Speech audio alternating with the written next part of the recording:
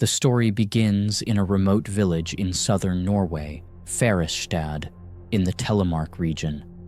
On July 18th, 1887, a child was born there. His name was Vidkun Abraham Lauritz Jonsson Quisling. The Quisling family, a name that might sound unusual, originated from Quislinus, a Latinized version adopted by the family's ancestors 2 centuries earlier. And that name would soon become a symbol of national betrayal in modern history. Vidkun's father, John Lauritz Quisling, was a devoted pastor of the Church of Norway, born in 1844. He spent most of his youth single, teaching theology in Grimstad, where he met the woman who would change his life forever. She was Anna Caroline Bang, beloved daughter of one of the wealthiest shipping magnates in Grimstad. At the time, she was merely a girl, while John was already in his 30s. They loved each other quietly for many years. It wasn't until 1886 that they finally married. By then, John had turned 40. Vidkun was their firstborn. After him came Jørgen, born in 1888, then their only daughter, Esther, in 1893, and finally Arna, the youngest son, in 1898.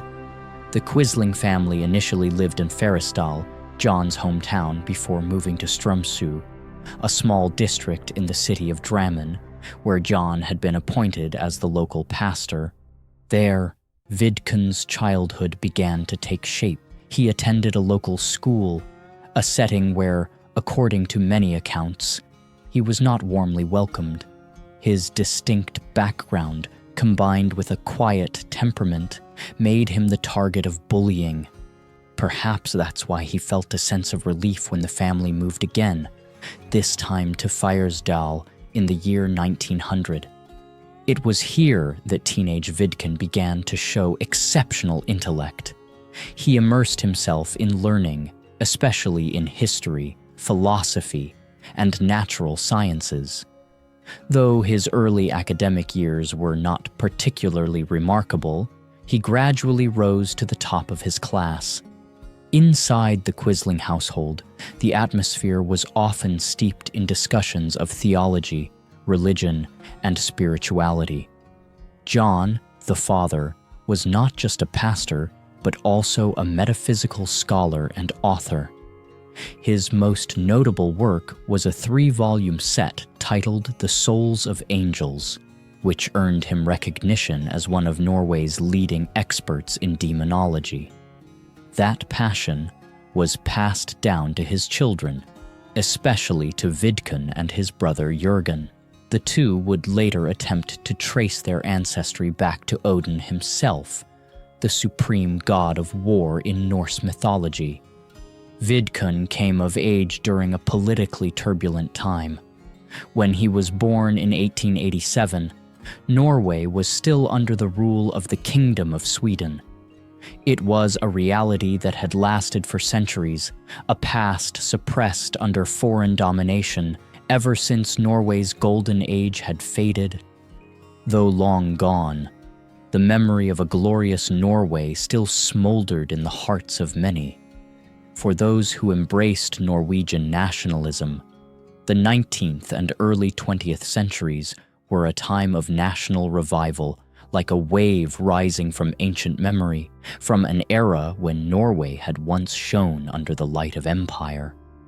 To understand why this era was so revered, we must turn back time, all the way to the 8th century.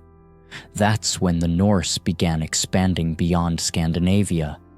They crossed the Baltic Sea, navigated the Jutland Peninsula, and launched daring raids, even occupying far-off lands like the Faroe Islands, Britain, Ireland, northern France, Iceland, Greenland, and along the great rivers of Eastern Europe. Norway, due to its strategic location, became the epicenter of these Viking migrations and conquests. Today, we collectively call them Vikings, a term believed to have originated from Viken, near the fjords of Oslo in southern Norway. Though scholars still debate the term's linguistic roots, one fact is undisputed by the 10th century. Much of Norway had been unified under a single king, and for the next 3 centuries, Norwegian monarchs expanded their dominion, ruling across the North Sea. Norway's imperial zenith came in the mid-13th century, under King Haakon IV, whose power extended deep into the North Atlantic. Under his reign, Norway controlled not only its home territory, but also Iceland, outposts in Greenland, numerous islands around Scotland, and even claimed supremacy in Ireland. Growing up under the echo of that history, Vidkun Quisling developed the soul of a pure Norwegian nationalist. He not only longed for that lost glory, but even imagined his lineage as descendants of Saint Olaf, the king who laid the foundation for Norway's Christianization. If Haakon's era was the height of light, the next chapter in Norway's history would plunge the country into shadow. In 1397, Queen Margaret I of Denmark initiated the Kalmar Union, merging 3 kingdoms, Denmark, Sweden, and Norway. Gradually, Norway was swallowed by Denmark, politically annexed. When Sweden broke away in the early 16th century, Norway remained imprisoned under Danish rule for nearly 300 more years. Not until the Napoleonic era in the early 19th century did things change. In exchange for casting off Danish chains, Norway fell under the control of Sweden. By the time Quisling was born, Norway had gained more autonomy, but dissatisfaction lingered, especially amid economic decline, social unrest, and mass emigration to the United States, where large Norwegian communities settled on the Great Plains. Finally, after multiple failed attempts at government reform throughout the 1890s and early 1900s, Sweden was forced to recognize Norway's independence in 1905. And just as Vidkun Quisling stepped into adulthood, his homeland, after more than half a millennium of northern domination, regained its national sovereignty for the first time. Still, Norway remained a small, relatively poor nation, hardly seen as a major force in Europe. In those early years of independence, Norwegians had to do more than just build a new political system. They had to ask themselves, how can a young nation like ours assert its place on the world stage and improve the lives of its people? In 1905, the very year Norway regained its independence, an 18-year-old young man named Vidkun Quisling walked through the gates of the Norwegian Military Academy. The academy, founded in 1750, was the pride of the nation and one of the oldest officer training institutions in Scandinavia. Just a year later, Quisling was selected to advance to the Military Academy in Oslo, a school reserved for the most outstanding cadets, those expected to lead Norway's artillery, engineering corps, and even naval forces. In both phases of training, the young man from Telemark scored among the highest entrance marks in the Academy's history. His performance was so exceptional that King Haakon VII himself granted Quisling a private audience to offer congratulations, a rare and prestigious honor. Ironically, 3 decades later, it would be Quisling who helped shut down that very academy, as the nation fell into the hands of Nazi Germany. Back in the early 20th century, Quisling continued his education at the academy until 1911. Upon graduating, he was appointed to the Army General Staff, the strategic core of Norway's armed forces. Although Norway was a small nation, with a population of barely 2.3 million at the time, the memory of centuries of foreign domination made national defense a top priority. Immediately after gaining independence in 1905, Norway implemented mandatory military service, determined never to fall under foreign rule again. Within that context, the role of the general staff became crucial, and Quisling, still young, was now at the beginning of his military career. But history waits for no one. In the summer of 1914, Europe plunged into war, following the assassination of Archduke Franz Ferdinand in Sarajevo, heir to the Austro-Hungarian Empire. World War I erupted. Norway, newly free for less than a decade, chose a path of strict neutrality. The Oslo government avoided all military alliances, firmly believing that unless the nation's very survival was at stake, it would not go to war. As the first shots of World War I rang out in late July 1914 and spread rapidly by early August, Norway, unaffiliated with any major European alliance, chose to remain neutral. However, Vidkun Quisling did not agree with that stance. He believed that staying out of a global conflict was an act of cowardice, and that Norway's national interests could actually be better served through strategic participation. According to Quisling, neutrality could not be maintained forever.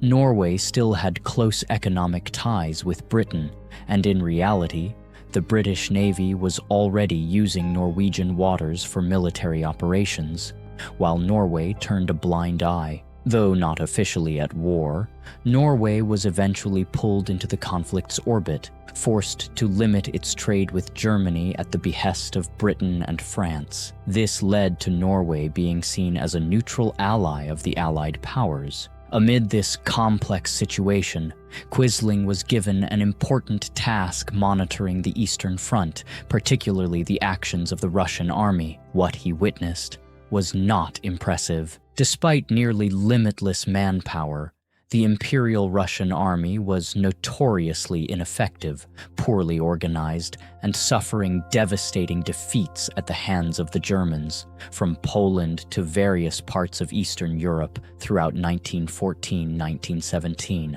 It's not hard to understand why Oslo was watching Russia so closely. For years, Norway had been wary of its massive eastern neighbor, which had seized control of Finland, part of Scandinavia, a century earlier during the Napoleonic Wars. Furthermore, Norway shared a northern border with Russia, heightening the sensitivity. Quisling's prior knowledge of Russia made him the natural choice when the Russian Revolution broke out in 1917, after the Bolsheviks seized power in St. Petersburg, renamed Petrograd during the war to avoid its Germanic ring, and later Leningrad. He was dispatched as part of the Norwegian diplomatic mission there.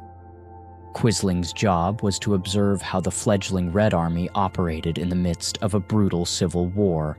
Although Russia had withdrawn from World War I, the nation was still engulfed in flames. Quisling spent much of 1918 in Petrograd, or monitoring from the relative safety of Helsinki, Finland. This marked the beginning of a long chapter in his life, spanning several decades, during which Quisling lived and worked in Russia and other parts of Eastern Europe throughout 1918 and 1919.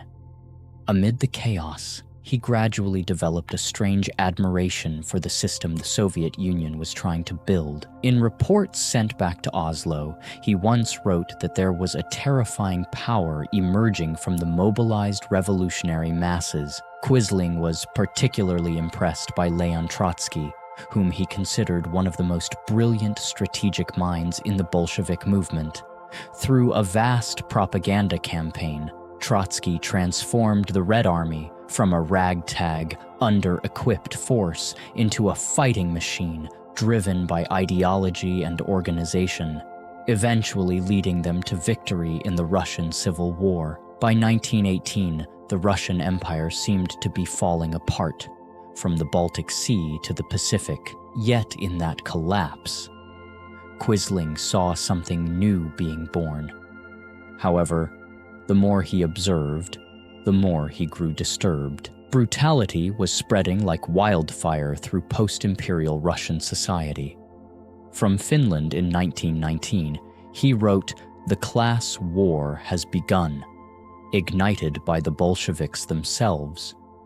The fear that such chaos could creep into Norway left a deep impression on Quisling, and later became a cornerstone of his political ideology. While serving on diplomatic missions in Russia, he also witnessed widespread famine.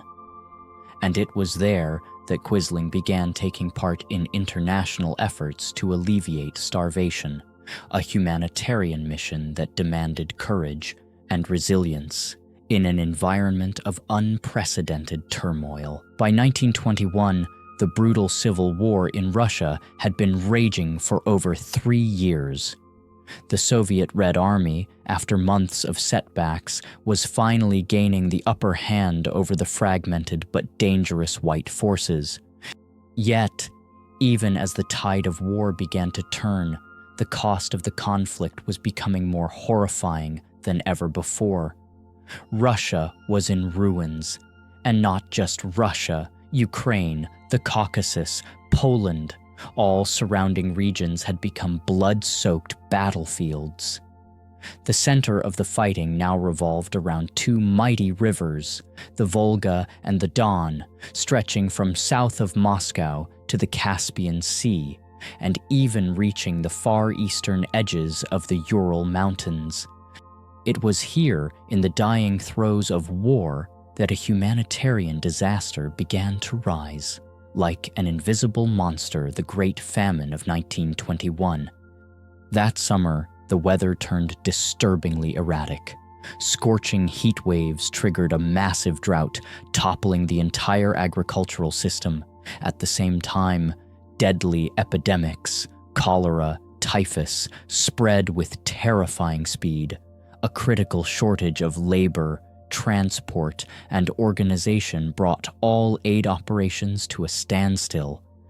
In many regions, especially in Samara province, cannibalism began to emerge and spread.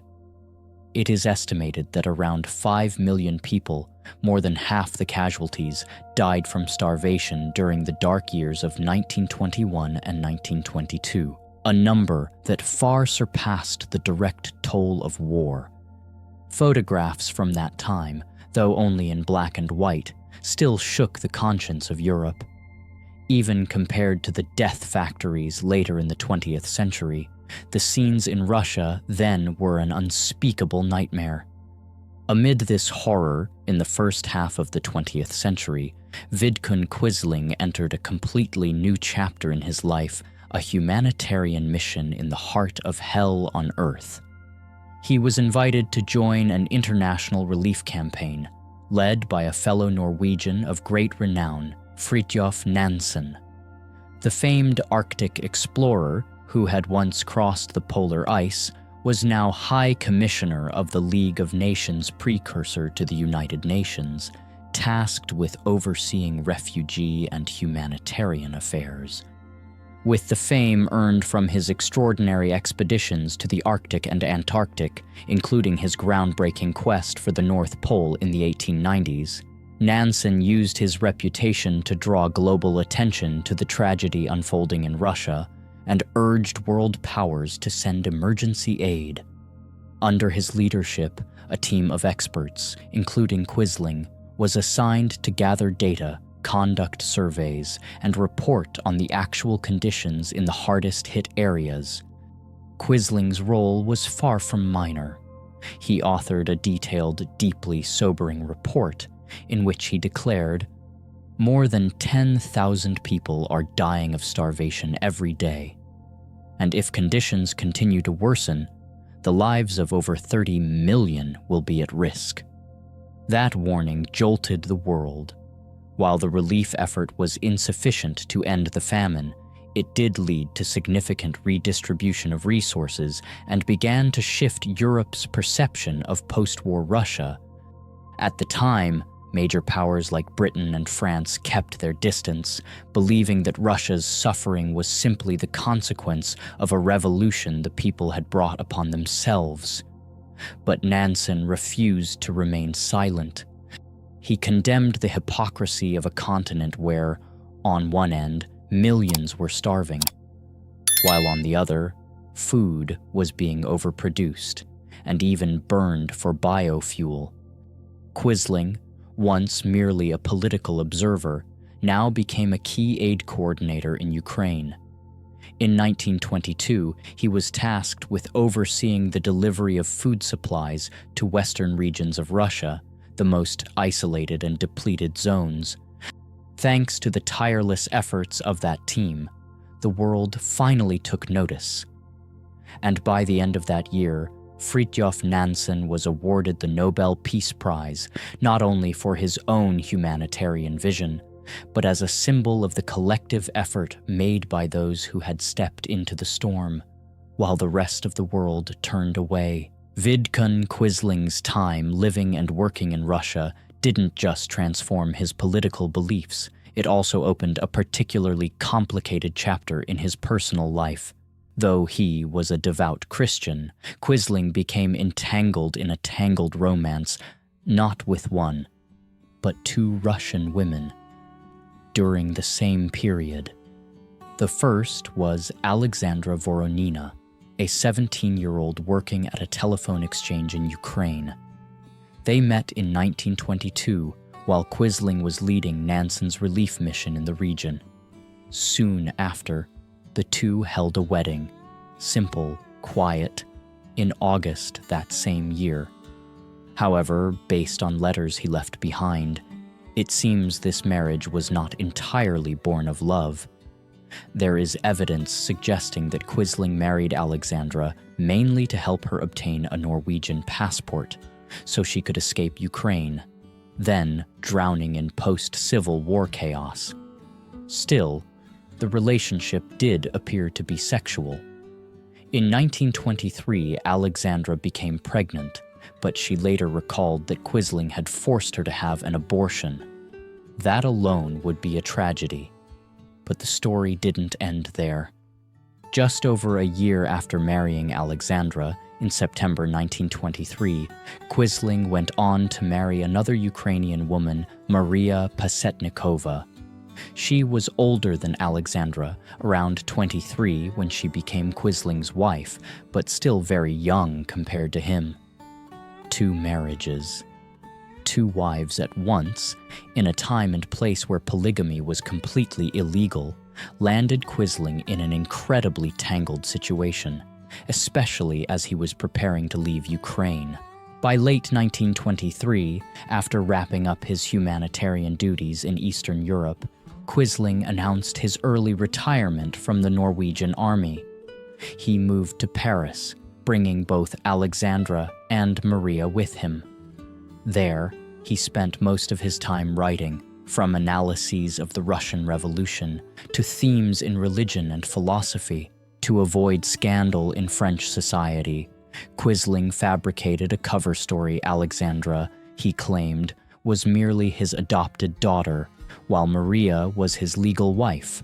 That deception worked, for a while, in Paris, but once the 3 returned to Norway not long after, friends and relatives began to raise eyebrows about the pastor's son. Now a man shrouded in mystery, the situation only resolved in 1925, when Alexandra returned to France to visit an aunt in Nice and cut off all contact with Quisling.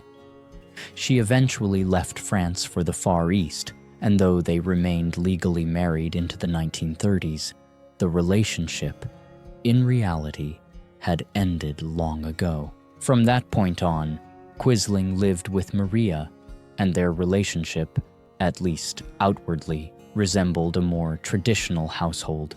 That same year, 1925, Quisling faced another turning point, finding work after leaving the military. Once again, he joined forces with Fridtjof Nansen, this time on a new mission helping Armenian refugees.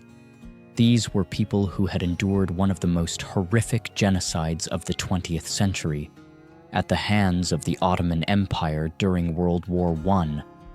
Now, they needed resettlement within the Soviet Union. itself just beginning to recover from civil war, both economically and socially.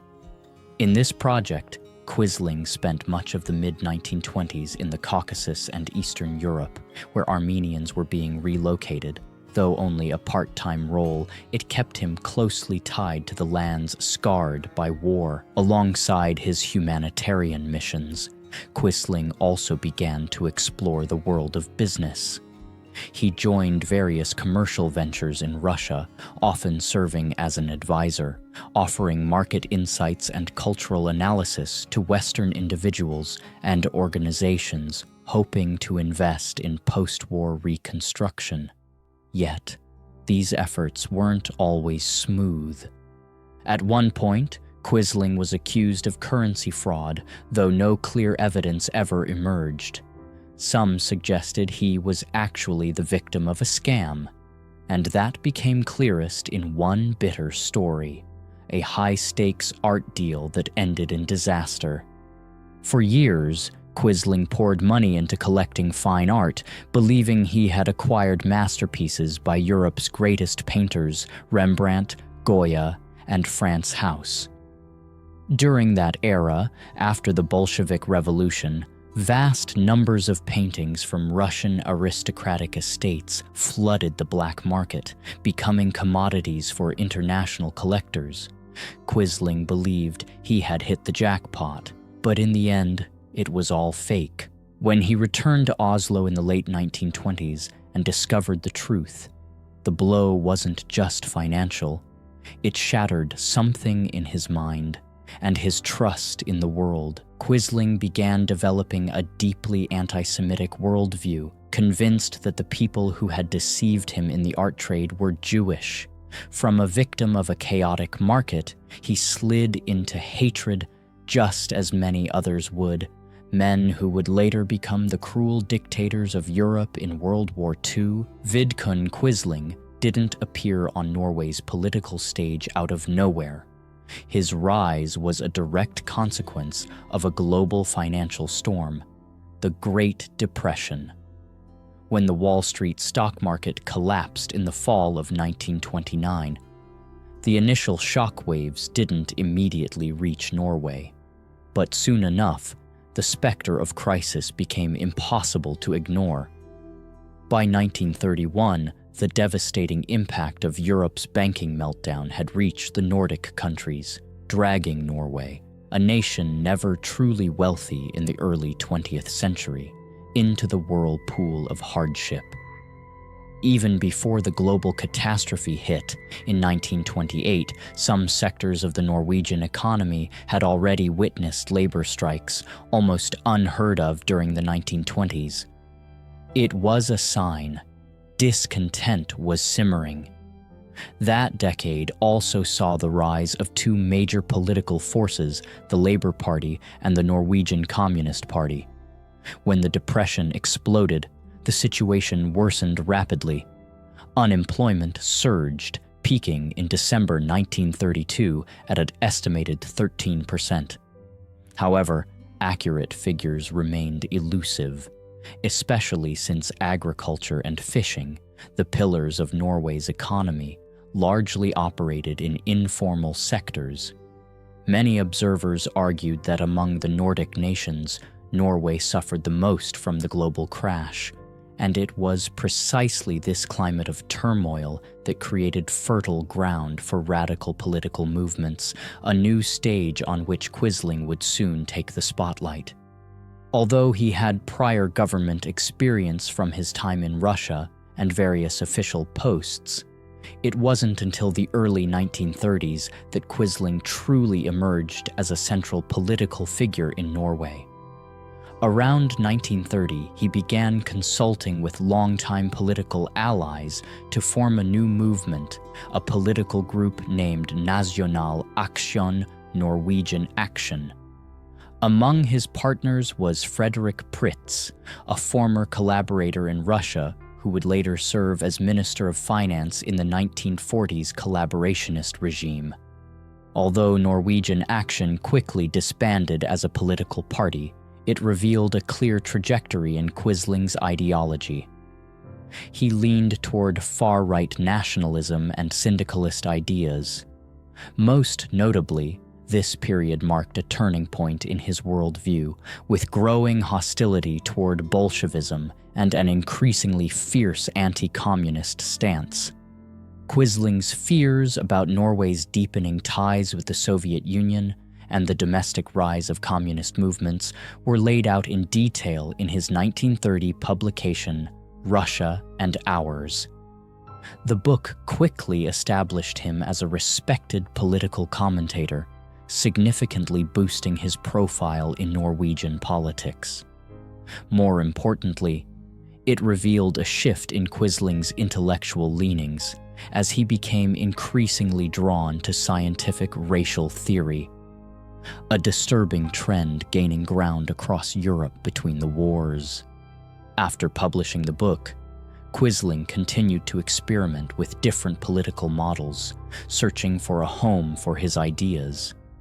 He joined the executive board of the Fatherland League, a nationalist, syndicalist, anti-communist party founded in 1925 by Christian Michelsen, Norway's first prime minister after independence, and a former ally of explorer Fridtjof Nansen, with whom Quisling had also worked. He also helped form a movement with a rather clunky name, the Nordic Folk Uprising, a revolt in northern style. In this movement, Quisling took on the title of Führer, a Norwegian word for leader, echoing Führer, the title adopted by Adolf Hitler, who had just come to power in Germany in 1933. Although his time with the movement was brief, Quisling soon seized a greater opportunity. He was invited to serve as Minister of Defense in a new coalition government between the Labour and Agrarian parties in 1931. Thanks to his military background and hardline stance against the Soviet Union, he stood out in a political scene in flux. However, Quisling's two-year tenure as defense minister from May 1931 to March 1933 was anything but smooth. His radical proposals and deep conflicts with government leadership led to his resignation in the spring of 1933. But he didn't abandon politics. Far from it. He was ready for something even bigger, the founding of an entirely new political party. Later that spring, as Hitler consolidated control in Germany and fascist syndicalist movements spread across Europe, Quisling launched the national gathering, National Samling. Its ideological core was clear a fusion of far-right nationalism, syndicalism, anti-communism, and, undeniably, fascist elements. They promoted racial hierarchy and leader worship, with Quisling envisioning himself at the very center. Yet, if one examines the party's 30-point manifesto, published in February 1934, much of it sounds surprisingly moderate economic and labor reforms to build a strong middle class, support for small-scale farmers, universal education, rejection of Marxist class warfare, protection of Christianity as the national faith, and a media culture policy aimed at national unity. These were common themes in 1930s politics, even in the U.S., Britain, or France. Nonetheless, despite the detailed platform, and despite Quisling's notoriety, the national gathering failed to convince the Norwegian electorate. In the 1933 general election, the party received just over 2% of the vote, a humiliating outcome. His anti-communist and nationalist rhetoric simply wasn't enough. And in the years that followed, the outlook for Quisling's movement would grow increasingly bleak. Over time, Vidkun Quisling stopped hiding his beliefs. He began openly embracing fascism, not only by consolidating personal power within the National Gathering Party, but also through increasingly extreme anti-Semitic statements. One of his propaganda tactics involved metaphorical speech, a style that was very popular at the time. He began linking communism and so-called madness with the Jewish people, as if the two were part of the same shadowy conspiracy. This rhetoric that Marxism was a product of Jews, designed to manipulate Europe, was something Quisling repeated constantly. It was a toxic fantasy, utterly unfounded, but perfectly in line with the conspiracy craze spreading across Europe at the time. Ironically, the Norwegian people did not fall for that rhetoric blindly, as many in Germany or elsewhere had. They made their stance clear in the 1936 national elections. The result was humiliating. Quisling's party received just 1.8% of the vote, a steep drop even from the modest, still hopeful numbers 3 years earlier.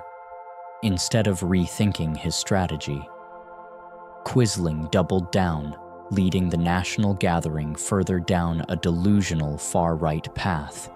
While many viewed his movement as a Nordic clone of fascism, in reality, throughout the late 1930s, there was little actual coordination between Quisling's party and Nazi Germany.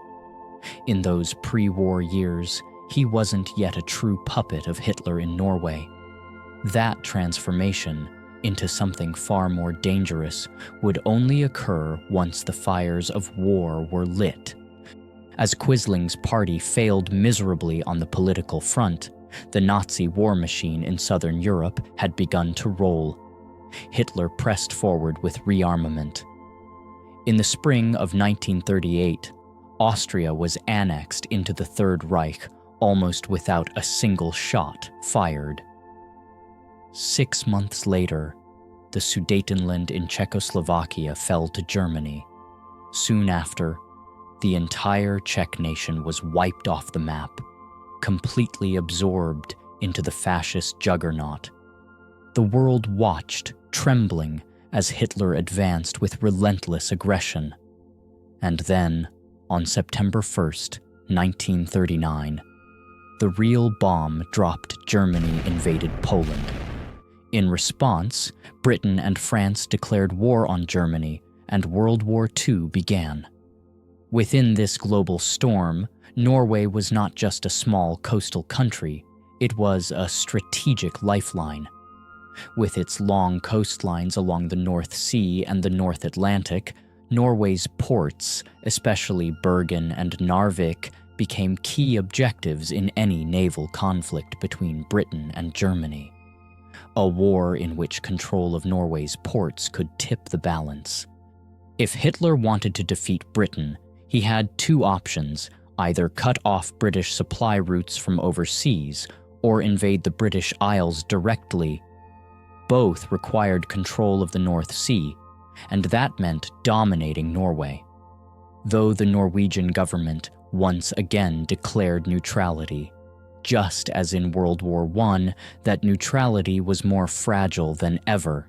It was threatened not only by Germany, but even in the very first weeks of the war, British strategists in London began discussing plans to enter Scandinavia, aiming to place both Norway and Sweden under Allied military control. The goal was clear: secure Norway's strategic ports, control the Swedish iron ore that was vital to Germany's war economy, and potentially open a supply route to Finland, which had just been invaded by the Soviet Union in late November 1939, the result of the temporary Stalin-Hitler Pact. The plan to take Norway, codenamed Operation R4, was drawn up in detail. It was nearly ready for launch by the spring of 1940. Just before the British could execute their plan to seize Norway, the Germans struck first. On the night of April 8, 1940, a Blitz-style invasion was launched, and just hours later, at dawn on April 9th, Germany's 9th Division attacked several cities and strategic ports simultaneously across Norway. Their warships slipped into the Oslo Fjord under cover of darkness. Meanwhile, paratroopers and amphibious forces poured into Narvik, Bergen, Trondheim, and other key locations. The Norwegian military was completely caught off guard, with only about 1,500 soldiers stationed in the capital, far too few to resist a full-scale invasion. A British-French expeditionary force was deployed to northern Norway to launch a counteroffensive. But the campaign lasted only a few weeks before ending in a frustrated withdrawal. The Norwegian royal family escaped to London, and soon after, the entire country fell into the hands of the Nazi occupiers. In popular memory, there's a belief that Vidkun Quisling had coordinated directly and deeply with Hitler to prepare the invasion. But the truth is more complicated. It's true, before the April 1940 invasion, Quisling had sought support from Berlin. He had even traveled to the German capital in mid-December 1939, just 3 months into the war, hoping to secure Nazi backing for a takeover in Norway. But that visit yielded no clear outcome. Even whether a personal meeting with Hitler occurred remains shrouded in speculation. Still, once the Germans invaded and Norway collapsed with alarming speed, Quisling didn't hesitate. He threw himself into the arms of the occupiers, not under orders, but as a willing collaborator. Just 1 day after the assault began, on April 10th, he submitted a list of potential ministers for a new regime, a puppet government he hoped to lead. But at first, his position was far from guaranteed. In the early days after the invasion, the German authorities considered several options for who might head the occupation regime. Only when King Haakon VII refused to cooperate and chose exile in Britain in early June 1940 did Quisling's opportunity solidify. He became, in the eyes of the Nazis, the most easily controlled candidate. By that fall, Quisling had assumed the de facto leadership of the collaborationist government, appointing key ministers. He would hold this role through nearly the entire remainder of the war, until May 1945. Yet even as Norway's wartime head of government, Quisling was never truly in charge. Norway remained under direct German military occupation, and ultimate power lay with another man, Josef Terboven, Reichskommissar and Hitler's direct representative in Norway. Terboven was a veteran Nazi, one of the early members who had taken part in Hitler's failed beer hall putsch in Munich in 1923. For his loyalty, he was rewarded with the highest post in Norway, which he held for over 5 years, from April 1940 to May 1945. Though Quisling wielded considerable authority, everything still revolved around Terboven. Nearly all of Quisling's contact with Berlin, with Hitler or other top leaders, had one aim: to convince the Nazis to grant Norway some form of limited autonomy, instead of outright military rule. But that promise never came. The Nazis never intended to loosen their grip on Norway.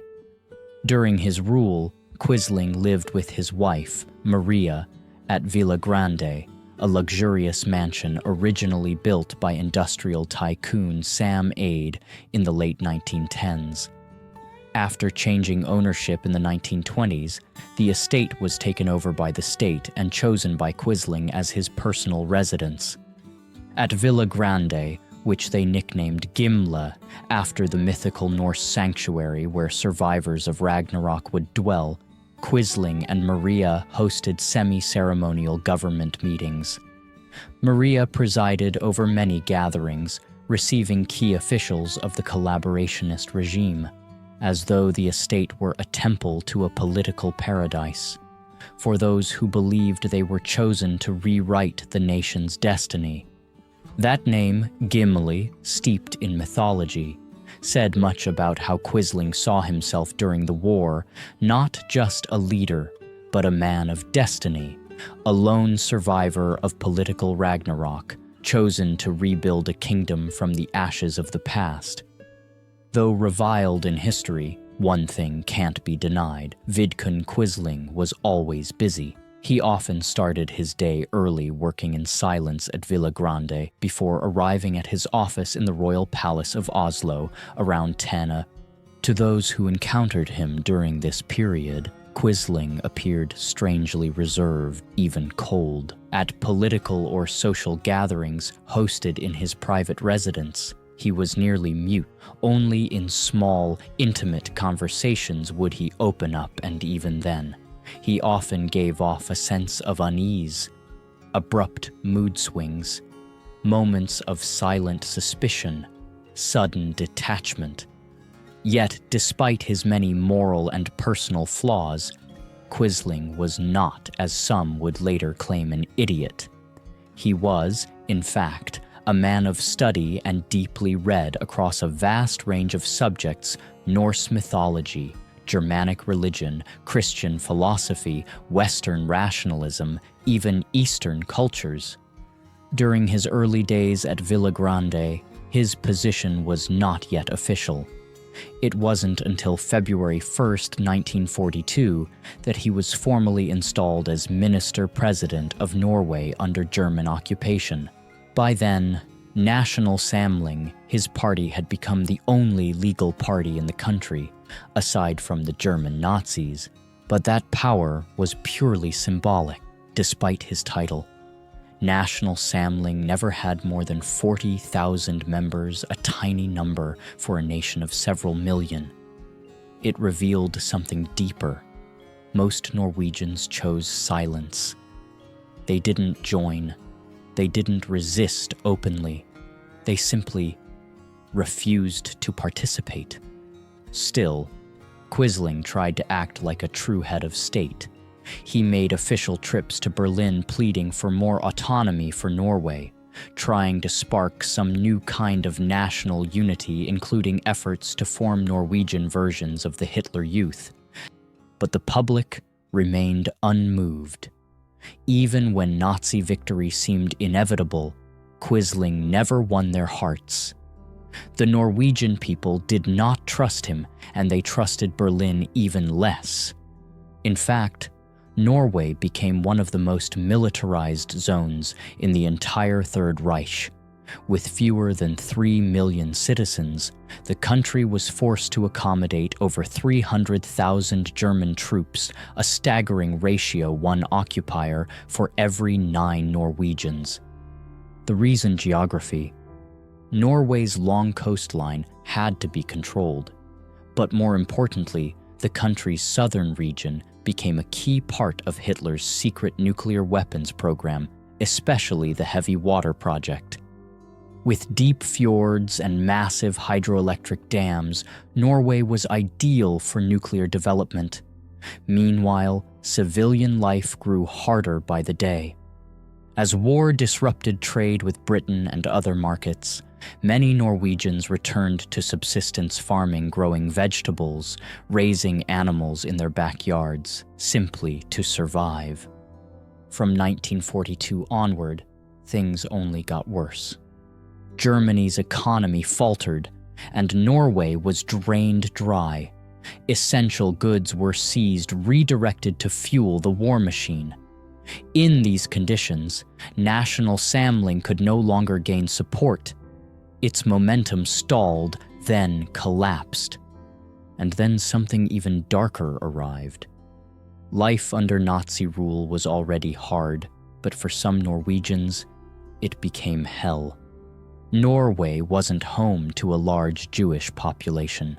By 1940, only about 2,000 Jews lived in the country, but roughly 350 of them were refugees, people who had fled Germany and Austria in the 1930s, hoping to escape anti-Semitism.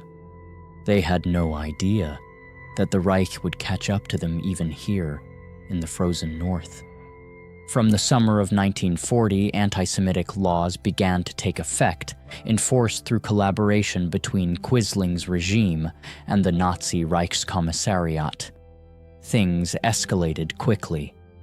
By early 1942, the final solution was underway. Norway wasn't a top priority for the Holocaust, but it didn't escape. Mass arrests began in fall 1942, especially during October 25th to 27th. Hundreds of Jews were rounded up in Oslo, loaded onto the ship Donau, and sent to Germany. From there, by train, they were taken to Auschwitz. In total, nearly 800 Norwegian Jews were handed over by Quisling's government. Only 34 survived the war, the rest murdered, most in Auschwitz. Over 1,000 others managed to flee to Sweden, a neutral country, one that kept trade ties with Germany, yet offered safe haven to refugees. From every perspective, Vidkun Quisling was a full collaborator in the Holocaust on Norwegian soil, and it didn't stop there. He also launched harsh crackdowns on Norway's growing resistance movement. Thanks to its rugged terrain and vast borders, Norway became a major center for resistance operations. The government in exile in London, with British support, coordinated special missions targeting key German sites inside the country.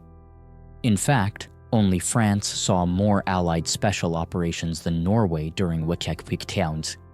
One of the most famous, the sabotage of the German heavy water program at the Vemork hydroelectric plant, carried out in Operation Grouse 1942 and Operation Gunnerside 1943. Quisling, as head of the collaborationist government, ordered crackdowns on these efforts. He was repeatedly scolded by Berlin for failing to stop the sabotage missions, which grew bolder by the month.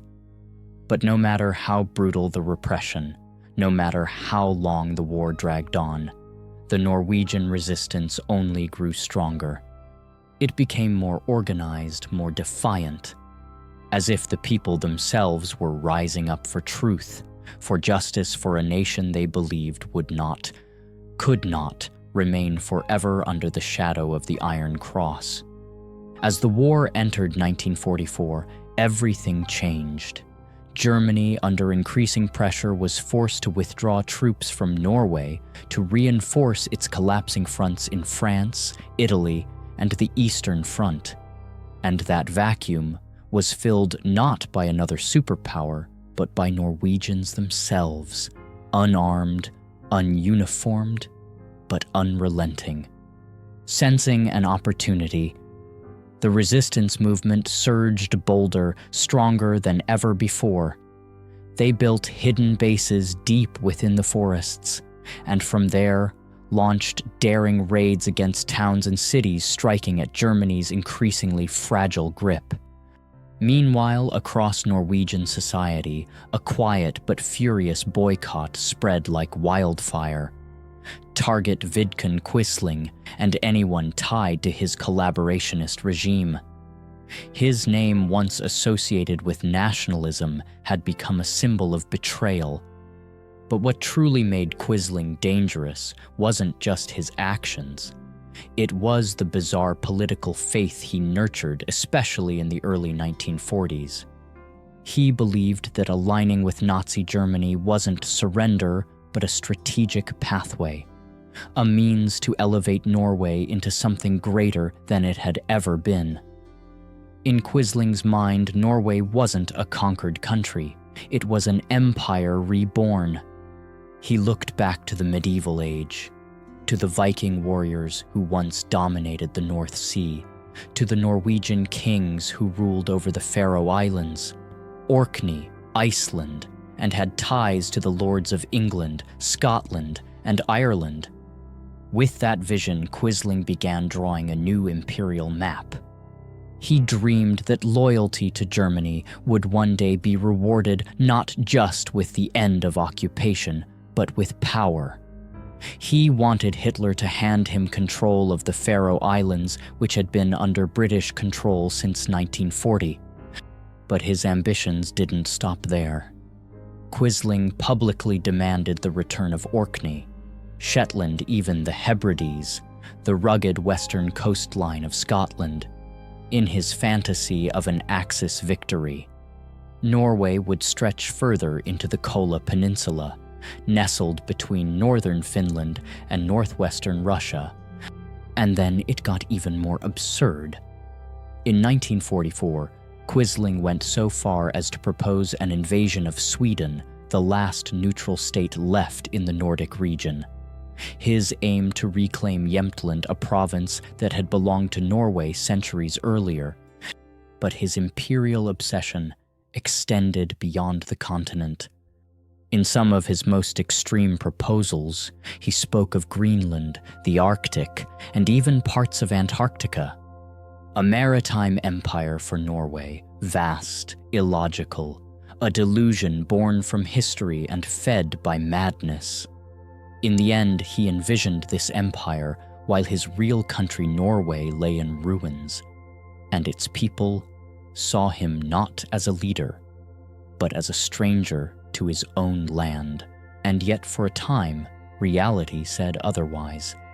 A year and a half after Nazi Germany occupied Norway, the Third Reich was still expanding. In the summer of 1940, it swept through the Low Countries and France in mere weeks. By late 1941, German troops had pushed deep into Soviet territory, seemingly unstoppable. But then winter came. The drive toward Moscow was halted. In December, the United States entered the war, and by early 1942, Hitler's dream of global conquest had begun to crack. Germany's wartime economy started to falter. Resources dwindled while the Allies ramped up production and mobilized millions. By 1943, the outcome of the war was no longer in doubt. Only one question remained: when would it end?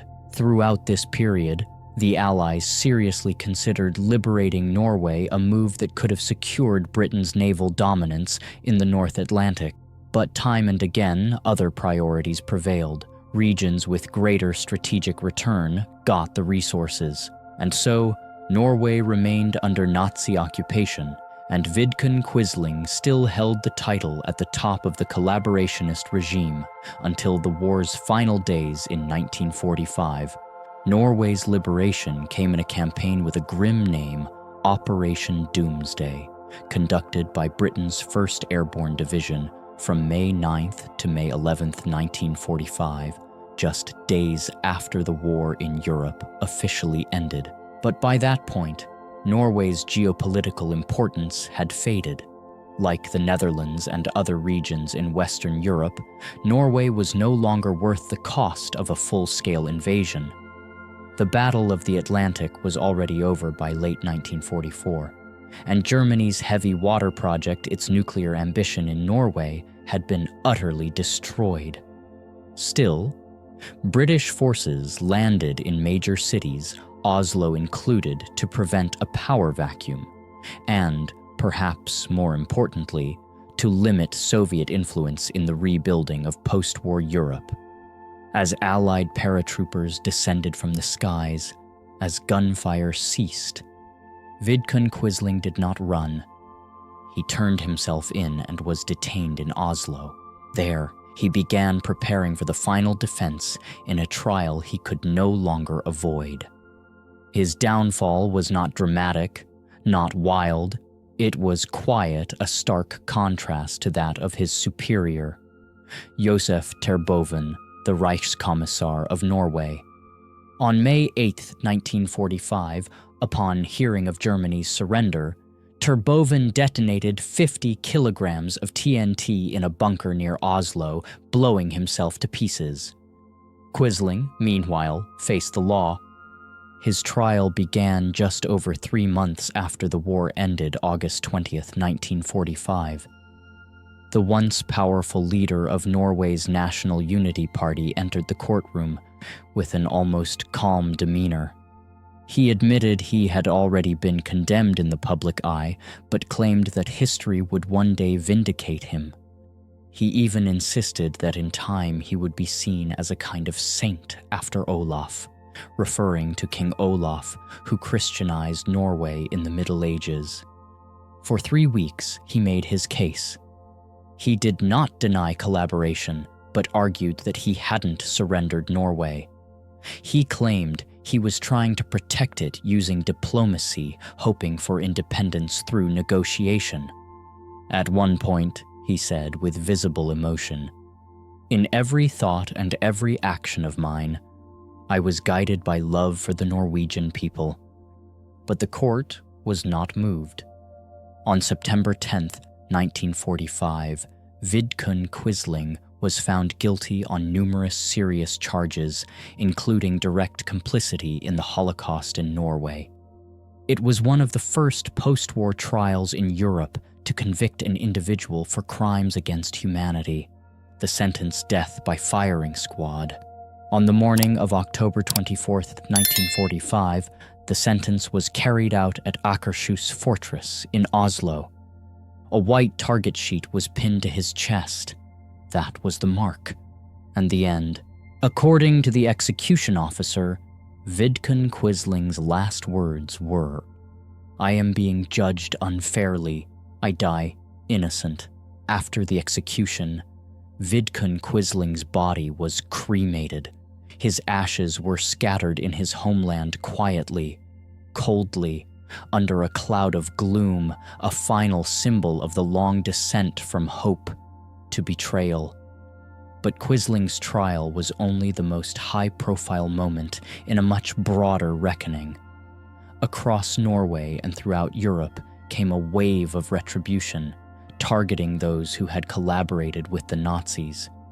Over 50,000 Norwegians were brought to trial for cooperation or collaboration in various forms. Most received light sentences, but around 24 individuals were convicted of serious treason for actions that had directly harmed the nation. Norway was lucky. It didn't fall into Soviet hands after the war, thanks in large part to the firm intervention of Winston Churchill.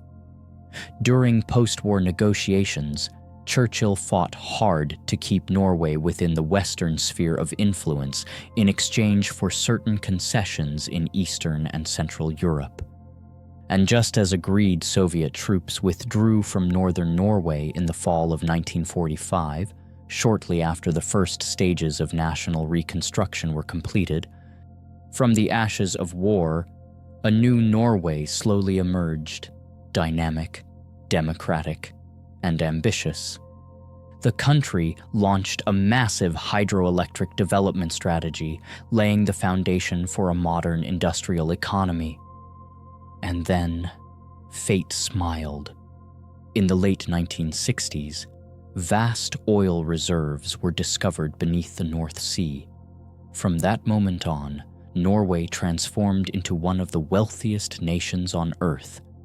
Backed by the largest sovereign wealth fund in the world, petroleum gave Norway what Quisling once dreamed of but was fatally wrong in thinking it could be achieved by kneeling to fascism. In the post-war world, the name Quisling was no longer just a name. It became a word, a synonym for betrayal for those who bowed to invaders in exchange for privilege and power. During the Cold War, many high-ranking officials in Eastern European communist regimes, men who carried out Moscow's orders at the expense of their own people, were labeled Quislings. And in many cases, the term fit. But in that simplification, perhaps we lost something true. Vidkun Quisling was not just a traitor. He was once a brilliant scholar of Russia, a man who helped save thousands of lives during the Russian Civil War through humanitarian work alongside Fridtjof Nansen. In the early 1920s, he even supported Bolshevism. Before turning sharply becoming a far-right thinker who championed a twisted Norwegian nationalism built on agriculture, Christianity, and self-sufficiency. None of this erases what came later, but it reveals a man more complex than the one-dimensional figure history often presents. The paradox, the number of lives he saved in Russia may have exceeded the number of lives lost in Norway under his rule during WWII. And yet his greatest sin, his unforgivable failure, was his blind belief that Norway could rise again by partnering with the Nazi regime. The result? A country occupied for half a decade, a moral wound that would take generations to heal. Vidkun Quisling, a warped nationalist, betrayed the very nation he claimed to love. But what about you? What do you think of Vidkun Quisling? Was his approach to Nazi Germany more complicated than we're told? Or does the fact that his name became a global byword for treason feel entirely deserved?